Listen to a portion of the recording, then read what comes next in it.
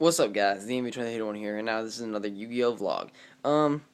So I realized that the most important tool for a Yu-Gi-Oh player to have, nowadays, I'm talking not like in '05 format, I'm talking about now, literally is a smartphone. um, it's it's pretty handy in all honesty. So let me tell you about the story. I went to my friend went to Parker's house last night. There's a lot of players there. It was really fun. We hung out, ordered pizza, stuff like that. It was really cool. So yeah, well, I was hanging out at his house, and I was looking through one of the guys' decks who was there. He was like passing around asking for help, stuff like that. And he had a Grand Soil proxy in there. So I'm like, oh hey, you need to pick up a Grand Soil? He's like, yeah, I need to pick up a Grand Soil. I'm like, okay, well I have a Grand Soil. I'll look through your binder, see what I find, see if I want anything for it. I didn't find anything for it because he's. We'll talk about why I didn't get anything. I asked him. He asked me my value on the Grand Soil. I said like 12. He's like, okay, it's fine.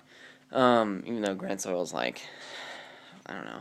People value it from 8 to 20. It's retarded. But, yeah, so I valued my Grand Soil at 12. He's like, that's fine.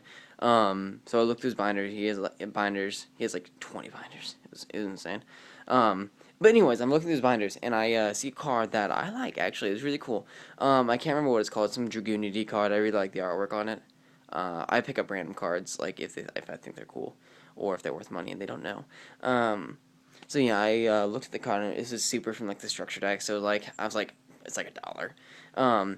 He had two of them, and I wanted to pick it up, because, like, I don't know, I like picking up weird, like, I like picking up stuff for archetypes that people don't consider, just in case it becomes good again, or I can just trade off to a really bad player who's like, oh, I want to play it in my Dragoonity deck, so I'm just like, I'll pick it up and then trade off to you. That's how I trade, so. Anyways, I was like, value on these, and he's like, well, I can do both of them for the Grand Soil. I'm just like, it's not a value, sir, but that's fine. I didn't do it. I'm saying that's fine to, like, him saying that. So, I continued to look through his binder, and I pulled my phone out, and I have an iPhone. I pulled my phone out, and I typed in the name of the card on eBay, because that's where I check for my prices. Go to completed listings. They're going for like 50 cents. And he's wanting 2 for a Grand Soil. No. And, like, okay, he's a better player. So, like, I don't know, when better players, like, say their prices, people feel like, oh, they won't budge on their prices, they know their prices, it's probably right. But people need to really think about, like, hey, I should probably check this price on the card. Because, I mean, I have gotten away with valuing cards so low, and people are just like, yeah, it's fine. And they have smartphones. Like, I see them texting with their smartphones, and they don't check the card prices. Seriously, check the card prices. Because, like, okay, your values aren't the value of the card. I can value my, like, one of my Trishulas I have for, like, 50. It's my value. It's not the actual card value. It's my value. So, like, you can value stuff whatever you want, but people should really look up what they're normally going for and then judge whether your value is fair or not. Like, I mean, I undervalue some of my cards that I'm just trying to get rid of. Like, I have 3 Water Ass right now, super first eds. I'm trying to get rid of them. No one wants to pick them up, so I'm valuing them at 5s rather than 10 or 12 or whatever they're going for on eBay, which is like, I think 8 to like 15 is really weird. But I'm valuing them at like 5s. People will want to pick them up if you value them low. So, rather than the actual price, because people are like, oh, his prices are really fair, I'll pick it up off of him. And then I just value their stuff really low, so it's kind of even. But it just sounds better. But no, seriously, look at your prices. Because people with smartphones, you have such a good advantage, or such an advantage over people without smartphones. Like, they can't check the prices unless they have a laptop with them, and that just seems ridiculous. And, seriously, if you aren't 100% sure on a card price, check it. Like, if I'm 80% sure on a card price, I'll check it. I don't care. Like, I'll just whip my phone out. It's like, I'm gonna check the price real quick. And it's like, oh, okay. So, like, I don't know. You don't even have to tell them the price. And you're just like, that's too much. I'll do like this. And then people will just assume that that's the price that you found on eBay. So, like, say I'm looking up a super rare Tefnuit. Here we are. I picked up 2 super Tefnuits. Shoot, I didn't get another one from Parker. I just remembered that. I only have 2. Well, I have 5, but, like, I need another one to complete a second place set. But, yeah, because Parker has 4. I need to get one from him, so I have 6. But I picked up 2 Super Tefnuits for 2s apiece. And the guy's like, I don't know the price on that. Shoot me a value. I'm like, I'll pick them up for 2s. And he's like, oh, okay. He has an iPod and an iPhone. We're in a place where there's Wi-Fi easily available, and he did not check the prices. He didn't know the prices at all. He just trusted me on my prices. That's a terrible idea. They're like fives. But that's a terrible idea. Like, it could have been a card with way more money. Like, it could have been a DT Ophion, and like, people just, people don't know the prices on that, because they're not on Trollentode. That's another thing. Do not check Trollentode for prices.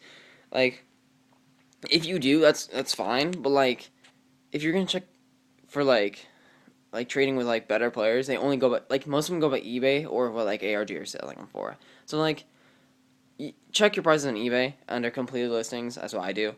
And then like I'll go off what they say. Like sometimes like some person will sell like a random card for like way more than it's supposed to be going for. But like, I don't know. Also, just on the trading topic, don't if a person pulls a card out of your binder, like I was trading yesterday. Guy wanted to pick up my secret dad, and he's valuing it at 20. I'm like, no, I'm valued at 25. I'll value it at 25, and I'm not gonna get rid of it for any less. So like, I was like, we're like going back and forth. He's like, fine, I'll pick it up for 25. I'm like, okay, cool, because like it's your card. You can decide not to trade it to them if they do not want to value it at your price. So it's really simple. But I was looking through his binder. I saw like a few things I wanted, but nothing worth $25. And I wasn't about to go through his binder like get the things I wanted and then get small stuff I didn't want just to make up the price. I'm like, I saw some stuff, but I really didn't see anything enough value that I wanted. So he's like, well, the binder has value. I'm like, well, I don't want any of the value that's in the binder. Like, pick up stuff that you want to pick up, not what like is going for like expensive stuff. Like, don't pick up cards just because it's expensive. That's a stupid idea. Pick up cards that you can move and that you like. Like, or if like they're valuing it super low and you know it's expensive. That's another time when you want to pick up expensive cards. But like, if a person knows the value of an expensive card and you don't need it, you just want it because it's expensive, don't pick it up. Because then it's gonna be so difficult for you to move it at the price it actually is. So like, if someone's valuing a big eye at 100, don't pick it up if you don't need a big eye. Like, there's no point. If someone's valuing a big eye at 20, pick it up, and then get rid of someone for 100 or 70. It's like, be smart with your trading. It's something I hate about people who trade at like regionals and YCSs, and it's just annoying. Trust me, I'm a really good trader. My binder, it's pretty nice, and I'm a pretty good trader. Also, another trading thing that's really funny, because like I don't look like a really good player. In all honesty, like, I mean, that's not that. You just checked me out. I know you did. I don't look like an amazing player at this game. So what I do is I bring like a second binder full of like shitty foils from like hidden arsenals and stuff like that. Like a tiny one. Like yeah, let me grab one real quick. Like a binder like this. I'll just bring this with me and like I'll just have it. Sorry, 1 second. I'll have it full of like shitty cards like these. Shitty cards like these that like no one wants to pick up. And like this is for like when good players walk up to me. They're like, "Hey, can I see your binder?" And like, you know they're good players just because like they're wearing an ARG shirt, or like they have like 40 binders with them, all monster binders and stuff like that. So like, people like that are really good traders, and I don't like trading with them because they know their stuff. And not only that, they know more tricks about trading than I do, or they might. So like, I don't want to trade with them, and I'll show them my shitty binder. But like, if they turn out to be like bad traders, like they just like spend money, like some people have a lot of cards just because they spend money. So I'll show them that shitty binder, and then like I'll ask them prices on their stuff, and then they'll be like, if they're valuing it really low, I'll put my good binder. If not, if they're like valuing way too high, I'll just be like, yeah, no thanks. But like, I don't know, like if you're not a very good trader, bring a shit binder with you just to show it to the bad player or to the good players that you don't want to trade with. That's what I do. And then like, use your good binder for like bad traders. So like, you like those scrubs who are like you know they're scrubs because they're playing like, I don't know, people would be playing, that's terrible. Like Light Swarms with no JD because they think JD's bad. Scrub. But like those people who like have like those 9 pocket binders that like has like the pages in them and stuff like that. Like, generally people like those either don't have much money or they're just not that good at the game. So I mean, I don't want to stereotype people, but like that's just it's a commonality. I'm sorry, but yeah. So I don't know. Trade with bad players gets you good trades, but also look up your cards. Look up the prices. If you don't look up, if you have the capability of looking up prices, why not? It's just like it's like it's in your pocket or it's on the table. Seriously, pull it out and look up a price. You don't even have to have Wi-Fi to look it up. You just look it up. It's really simple. It's not that hard to do.